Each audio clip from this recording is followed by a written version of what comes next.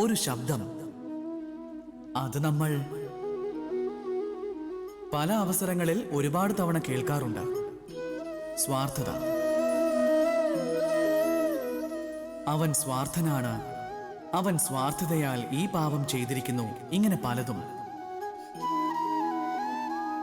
ഈ ലോകം സ്വാർത്ഥതയെ പാപത്തിന്റെ മൂലകാരണമായി കരുതുന്നു. പക്ഷെ ഈ സ്വാർത്ഥത ചീത്തയാണോ?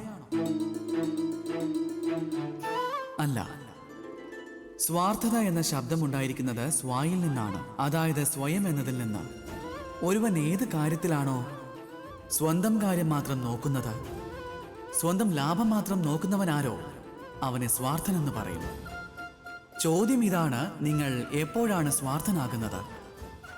ഒരുപക്ഷെ നിങ്ങളിൽ ഞാനെന്ന് മാത്രമുണ്ടെങ്കിൽ നിങ്ങൾ സ്വാർത്ഥനാണ്. നിങ്ങളുടെ ഞാനിൽ കുടുംബം മാത്രമാണെങ്കിൽ നിങ്ങൾ കുടുംബാർത്ഥിയാണ്. എന്നാൽ നിങ്ങളുടെ ഞാനിൽ മറ്റുള്ളവരുണ്ടെങ്കിൽ നിങ്ങൾ പരോപകാരിയാണ്. ഒരുപക്ഷെ നിങ്ങളുടെ ഞാനിൽ ഈ ലോകം മുഴുവനുണ്ടെങ്കിൽ നിങ്ങൾ പരമാർത്ഥിയാണ്. അതുകൊണ്ട് സ്വാർത്ഥതയിൽ നിന്ന് ഓടി ഒളിക്കേണ്ട. നിങ്ങളുടെ മനസ്സ് വിശാലമാക്കൂ. അങ്ങനെ മനസ്സ് വിശാലമാക്കുമ്പോൾ നിങ്ങളുടെ ഈ സ്വാർത്ഥത പരമാർത്ഥതയിലേക്ക് വഴിമാറുന്നതാണ്. രാധേ രാധേ.